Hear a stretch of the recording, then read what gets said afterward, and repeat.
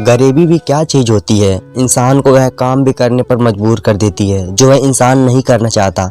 मैं गरीब घर से आंख खोली और हमारे ख़ानदान में शायद यह बच्चों का ही कसूर था कि उसे ख़ानदान में क्यों बच्चे पैदा होते हैं, क्योंकि मुझे बड़ी तो बहनें थी और मैं तीसरे नंबर पर थी। हर बाप की तरह मेरे बाप को भी एक बेटा चाहिए था, जबकि उनके सर पर 3-3 बेटियों का बोझ था। यही वजह थी कि उनका रवैया हमसे और मेरी मम्मी से हमेशा ख़राब ही रहा। बेटी की चाहत में मेरे पापा ने दूसरी शादी कर ली और जो खर्चे में हैं हमारे घर पर देते थे उसमें से मम्मी को हाथ धोने पड़े। और मैं 5 साल की थी जब पापा ने दूसरी शादी की और फिर उसके बाद मैंने पापा को कभी कभार भी देखा था। और पापा ने तो कभी झूठ प्यार से हाथ रख कर कुछ नहीं होता था कुछ नहीं होता था। तंग आकर मेरी मम्मी लोगों ने घरों में काम करने लगी, जिससे घर का गुजारा होने लगा। मेरी बड़ी बहन 18 साल की हुई तो जहाँ पर मम्मी काम करती थी वहाँ की मालकिन ने अपने बड़े भाई के लिए मेरी बहन का रिश्ता मांग लिया। उसे मालकिन का बड़ा भाई अपने बच्चों की शादी कर चुका था और वह कम से कम मेरी बहन से 20 साल बड़ा था। मगर वही बात कि गरीबी के हाथों मजबूर होकर इंसान कुछ भी कर लेता है, तो मेरी मम्मी ने भी बहन को वहीं पर ब्याह कर दिया। मम्मी कहते थे कि ना तो हमारे पास शादी करने के पैसे हैं और ना ही दहेज करने के लिए। अगर वह खाली हाथ मेरी बेटी को ले जाने के लिए तैयार हैं तो मुझे इनकार नहीं करना चाहिए। दूसरी बहन के साथ भी यही हुआ। मम्मी ने उनका रिश्ता भी गैरों से गैरों में और बड़ी उम्र के आदमी के साथ कर दिया। मम्मी ने यह सोचकर यह सब किया था कि मेरी बेटी ने जो गरीबी मेरे घर में अच्छी है वह उन्हें आगे जाकर तो नहीं देखनी पड़ेगी। वह अच्छा खाएंगे पीएंगे और अच्छे कपड़े पहनेंगे, क्योंकि जब कभी मैं अपनी बहन के घर पर जाती तो मैं उनके नौकरानी बने देखी थी। उनके पति को घर संभालने के लिए एक औरत चाहिए थी, ना कि पत्नी। अपनी बहनों की ज़िंदगी देखकर मैंने फैसला कर लिया था कि मैं किसी बड़े आदमी की उम्र के इंसान के साथ नहीं करूँगी। बहुत जल्द करना चाहती थी, मगर मैं जिद करके मैट्रिक कर लिया और मैट्रिक के बाद मुझे इंटर करने का शौक़ हुआ। मैं गवर्नमेंट कॉलेज जाती थी और क्योंकि मुझे ले जाने और छोड़ने वाला कोई नहीं होता था तो मैं अकेले ही आती जाती थी। और तभी मेरी मुलाकात अभिमन्यु से हुई।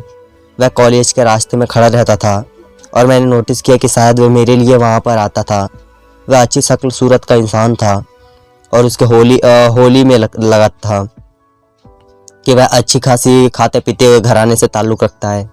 शुरू में तो मैं अभिमन्यु पर कोई तवज्जो नहीं दी, लेकिन आहिस्ता आहिस्ता मैंने उस पर तवज्जो देनी शुरू की और बहुत जल्द हमारी बातचीत होने लगी। वह अपने भाइयों से सबसे छोटा था और अपने घर में सबकी शादी हो चुकी थी।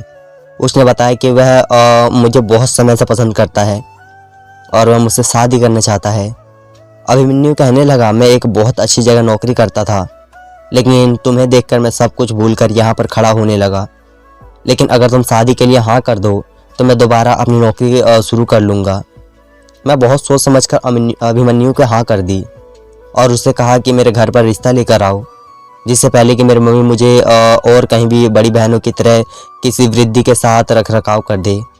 यह मेरे लिए बेहतर फैसला था, क्योंकि मैं मुझसे उम्र में भी बड़ा नहीं था और वह अच्छे और वैसे घर से ताल्लुक़ रखता था। मैं तो सोच लिया था कि कहीं भी शादी करने के बजाय अभिमन्यु से शादी करूँगी। एक बात की मुझे बहुत हैरानी होती थी कि कुछ दिनों में जब भी मैं अपने घर के अंदर दरवाजे से अंदर दाखिल होने लगती, एक छोटा सा बच्चा आकर मुझे खत पकड़ा जाता, मेरी तारीफ़ लिखी होती थी। मुझे हैरत इस बात की होती थी कि जब अभिमन्यु ने मुझसे मुलाकात हो जाती है तो वह देता है। हम लोग अक्सर कॉलेज के पीछे वाली गली में ही मिलते थे। तो जब मैं घर आती हूँ तो वह खत का क्या चक्कर है, वह इस बच्चे को कैसे यह खत पकड़ा जाता है। मैं हमेशा सोचती थी कि जब भी हमें अभिमन्यु से मिलेंगी तो उसे इस बारे में ज़रूर पूछूंगी, लेकिन मैं भूल जाती थी। हाँ, लेकिन मैं उन खतों को बहुत संभाल कर रखा था।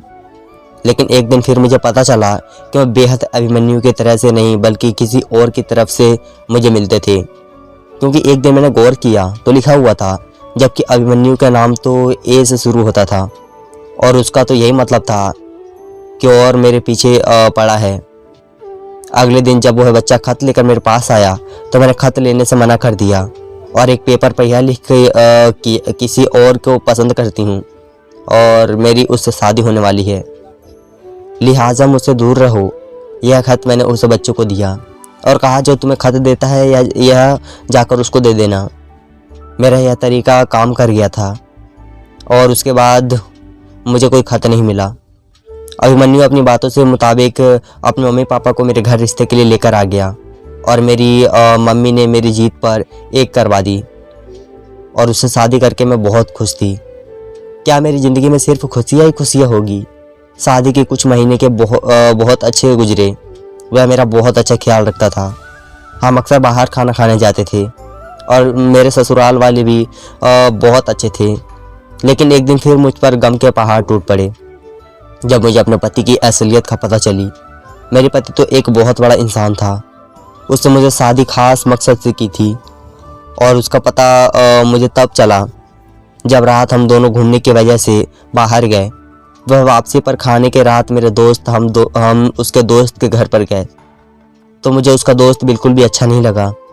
उसकी नज़रों तो जैसे मुझे अपने जिस्म की आर पार होती हुई महसूस हो रही थी। मैंने अपने पति को धीरे से कहा कि हम घर चलते हैं, लेकिन मैं नहीं माना। पति का दोस्त हमारे लिए खाना लेकर अचानक मुझे नींद का झटका सा लगा। मैं वहीं पर गिर गई। बाद में मुझे कुछ होश नहीं जा। जब होश आया तो मुझे खुद को देखा तो मुझे अपने आप पर भी महसूस नहीं हुई। कमरे में मेरा पति आया और मैं उसे चीख पड़ी, यह सब क्या है? उसने मेरे बिस्तर पर पैसों का ढेर प्लेट पलटा हुआ। कहा कि देख लो, मेरे दोस्त ने तुम्हारी एक रात की कीमत में कितने सारे पैसे दिए हैं। मेरे पैरों तले ज़मीन निकल गई। मेरे पति ने पैसों की खातिर अपनी पत्नी की इज्जत तक बेच दी थी और मैं रोने लगी थी। तो वह कहने लगा कि अगर तुमने मुझे डिवोर्स लेने का यह भी हकीकत किसी को भी बताने का सोचा तो मैं तुम्हें सारे ज़माने से बदनाम कर दूंगा, तुमको कहीं मुंह दिखाने के लायक नहीं छोड़ूंगा। मैंने सोचा कि शायद मेरे पति को पैसों की ज़रूरत हो, इसलिए उसने यह कदम उठाया था और आगे से ऐसा कुछ नहीं होगा। मगर यह तो शुरुआत ही थी। उसने तो यह काम ही मना लिया था। वह मुझे दवा पिलाकर बेहोश कर देता और फिर मेरी कीमत वसूल करता। इस हालात में मैं मैरिज होती जा रही थी। तरह तरह की ज़िंदगी गुजारने मेरे से बर्दाश्त नहीं हो रहा था। मैंने कई बार सोचा कि अपने पति की हकीकत उसके घर वालों को बता दूं, मगर हर बार उसकी धमकी का आगे मैं खामोश हो जाती। फिर एक पता चला कि मैं प्रेग्नेंट हूँ। जब मैं यह बात अपने पति को बताई तो मुझे उम्मीद हो गई कि वह सुधर जाएगा और अपनी औलाद के खातिर अच्छा इंसान बन जाएगा। मगर उसने मुझे कहा कि मुझे क्या मालूम यह किसका गुनाह है, और मुझे ज़बरदस्ती दवा पिलाकर अबॉर्शन करवा दिया।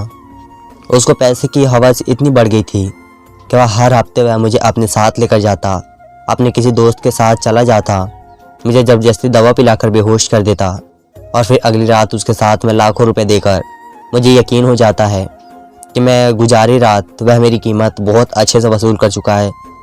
जब मैं भी प्रेग्नेंट होती तो वह मेरा अबॉर्शन करवा देता।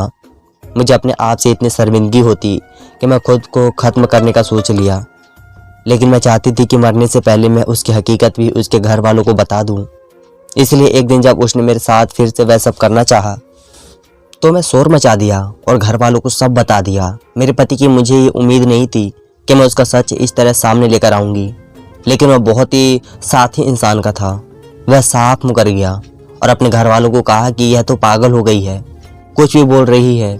जाहिर है उसके घर वालों ने मेरे घर वालों को नहीं बताया, इसलिए उन्होंने इसकी बातों पर यकीन किया और मेरे पति ने मुझे पागल करार देकर पागल खाने में भिजवा दिया। मैं यहाँ आकर सुकून से थी कि इसी बहाने में मेरी अपनी जालिम पति से जान छूट गई और मेरा फ़ायदा नहीं उठा सकेगा। पागल खाने में मेरा दूसरा दिन था कि अचानक एक दिन मुझे एक खत मिला। उस खत की लिखावट को देखकर मैं एक चौंकासी गई। मुझे शादी से पहले मिले वह सारे खत याद आने लगे, क्योंकि मैं अभी तक कुछ लिखावट को भूली नहीं थी।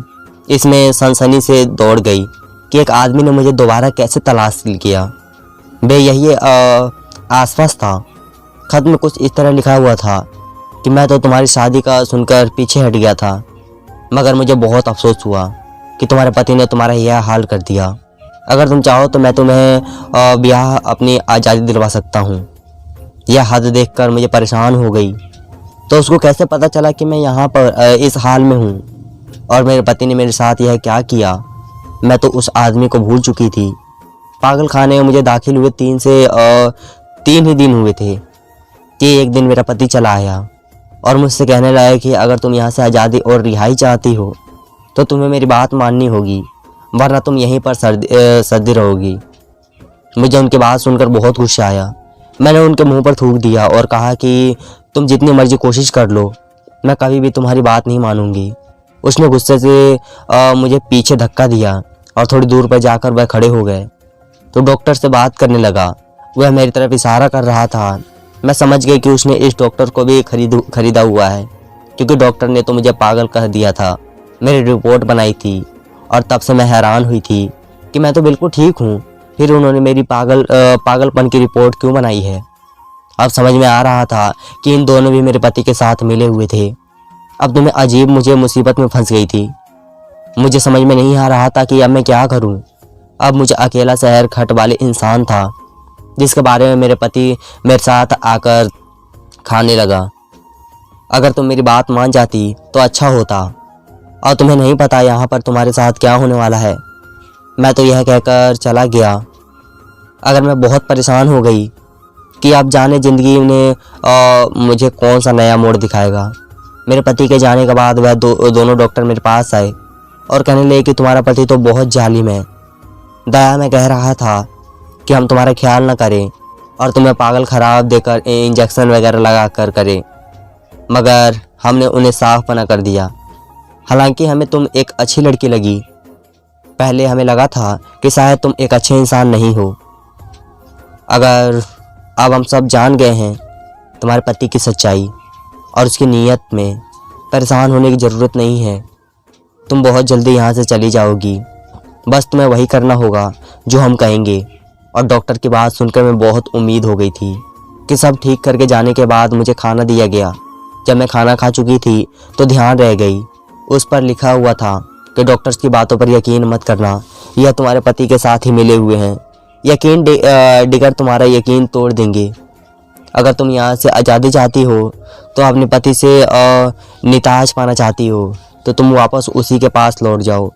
मैं तुम्हें यकीन दिलाता हूँ कि अब तुम्हारे साथ कुछ भी बुरा नहीं होगा और तुम्हें तुम्हारे पति से निजात भी मिल जाएगी। उसके सामने उसकी असलियत भी आ जाएगी। अगर तुम मुझ पर यकीन करती हो तो तुम्हें ऐसा करना ही होगा। क्या सच और क्या झूठ, मैं तो राज कहकर ही रह गई थी। एक तरफ वह डॉक्टर थे और एक तरफ वह खत वाला इंसान। अनजान इंसान। मुझे उलझन हो रही थी और परेशान थी कि किसी पर भरोसा करूं कि नहीं। आखिर मैंने सोचा कि मुझे उस खत वाले इंसान पर यकीन करना चाहिए। वह मेरा मसीहा लगता है। मैं नहीं जानती थी कि उसका क्या प्लान है, लेकिन मैं वापस जाने का फैसला कर लिया। मैंने वह उस वक्त अपने फ़ोन पर फ़ोन किया और कहा कि मैं तुम्हारी बात मानने के लिए तैयार हूँ। जैसा कहोगे मैं वैसा करूँगी। बस मुझे पागल खाने से निजात दिलवा दो। यह बात सुनकर बहुत खुश हुई और इस वक्त मुझे लेने आ गया। अतिथि के मुझे घर वापस आकर क्या करना होगा। उस वक्त जब मैं अपने पति के साथ पागल खाने से निकल रही थी कि अचानक कोई तेज़ी से मेरे आगे से गुजरा और मेरे हाथ से कागज़ पकड़ा। वह चला गया। मैं अपने पति से वॉशरूम जाने का बहाना किया और वहाँ जाकर मुझे कागज़ को पढ़ा और उस पर पूरा प्लान लिखा हुआ था कि उस कागज़ को पढ़ा और अपने पति का साथ उसके घर चली वापस आ गई। वह बहुत खुश हो रहा था और वही समझ रहा था कि अब मिलकर अपनी खुशी और राज़ी होकर काम करूँगी। रात ही मुझसे कहने लगा कि आज का तुम आराम कर लो, दोस्त के घर पर जाना होगा। अगर तुम उसे खुश कर दोगी तो हमें लाखों रुपए देगा। अगले दिन मेरा पति मुझे अपने साथ अपने दोस्त के घर पर ले गया। मैं जानती थी कि मुझे क्या करना है, इसलिए मैंने जाते ही पहले उन दोनों की खाने में नशे वाली दवा मिला दी, जिसे खाने की कुछ देर बाद ही वह बेहोश हो गए। मैं जानती थी कि उसके बाद क्या होगा और मुझे अभी क्या करना है, क्योंकि मुझे उस कागज़ पर सिर्फ इतना ही बताया गया था कि मुझे उन दोनों को बेहोश करना है। अब यह काम करने के बाद मैं इंतज़ार में आदमी के आप बात कैसे होगी। थोड़ी देर के बाद मेरे पति के मोबाइल पर एक अनजान नंबर से मैसेज आया। इसमें कुछ लिखा हुआ था और कहा गया था क्या मैं यहाँ से चली जाऊँ। यह सब कुछ बहुत ही चालाकी तरीके से हो रहा था, लेकिन मेरे पास इस बात को मानने के सिवा और कोई चारा नहीं था। इसलिए मैं वहाँ से वापस अपने घर चली आई और दुआ करने लगी कि अब सब कुछ ठीक हो जाए। मुझे अपने घर आए हुए काफ़ी देर हो गई थी और अभी तक कुछ पता नहीं था कि वहाँ पर क्या हुआ होगा और क्या होने जा रहा है। वक्त गुजरने के खातिर मैंने टीवी ऑन की तो वहाँ पर जो खबर मैंने देखी तो मेरे, क्योंकि खबरों में अपने पति के यह प्रोग्राम लाइव चल रहा था जिसे बताया जा रहा था जिसने उस होटल पर छापा मारा है और यहाँ पर जितने भी लोग गलत काम में शामिल थे उन सबको गिरफ्तार किया।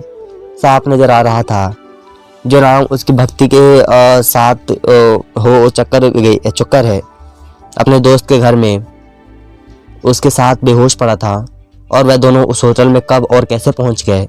पुलिस ने वहां मौजूद जिन लोगों को गिरफ्तार किया था, मेरा पति भी और उसका दोस्त भी था।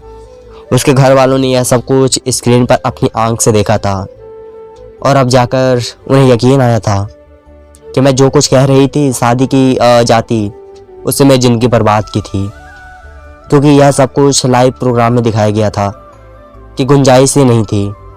अब उनको एक लंबे समय तक जेल की हवा खाने से कोई नहीं रोक सकता था और उनकी जो बदनामी सारी दुनिया में होती वह मेरे पास बहाने अदालत में डिवोर्स का केस दायर कर दिया और बहुत जल्द मुझे डिवोर्स भी मिल गई। वापस मैं अपनी मम्मी के पास चली गई। सब अच्छा हो गया था, लेकिन अभी मुझे यह जानना था कि वह आदमी कौन था जिसने मेरी इतनी मदद की और मुझे अपने पति के नासिक अपनी जान दिलाई, बल्कि मेरे पति को सज़ा भी दिलवाई, क्योंकि सारे वाक्य को काफ़ी दिन गुजर चुके थे और उसमें अभी तक मेरी बात तक नहीं हुई थी। मैं उससे मिलना और उसका शुक्रिया अदा करना चाहती थी, लेकिन कोई सूरत नहीं नज़र आ रही थी। मम्मी एक दिन कहने लगी कि तुम्हारे लिए एक रिश्ता आया है और मैं चाहती हूँ अब तुम्हारी शादी कर दूँ। मैं मम्मी को मना करने की बहुत कोशिश की कि कौन है आदमी जो सब कुछ जानने के बावजूद मुझे अपनाना चाहता है। मम्मी मुझे कहने लगी कि छत पर चली जाओ, सब मालूम हो जाएगा।